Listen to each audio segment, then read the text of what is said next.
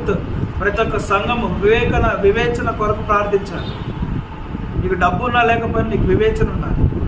ఆ వివేచన ఏం చేస్తుందంటే నువ్వు బ్రతకడానికి సహాయం చేస్తుంది సమాజం. నీ వ్యక్తిగత ప్రార్థనలో నువ్వు దేని గురించి ప్రార్థించాలి? ప్రభువా, నువ్వు నాకు డబ్బు ఇచ్చినా ఇకపోయినా వివేచన ఇవ్వాలి.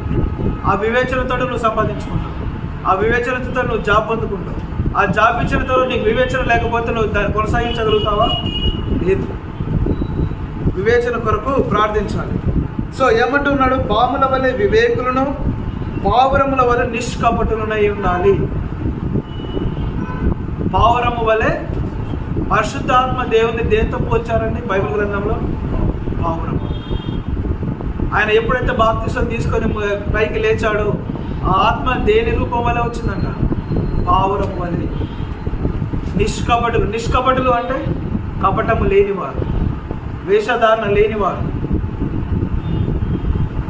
ఇది దేనికి సూచిస్తుంది అంటే డబుల్ మైండెడ్. కపటము అంటే బయటకు ఒకటి లోపల ఒకటి, అవునా కదా? We think internally, one thing, externally we expose another thing. We have two faces when we behave like this.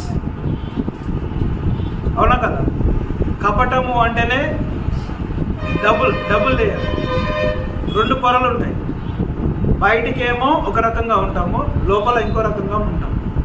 అందుకే we can relate it to Revelation, the book of Revelation.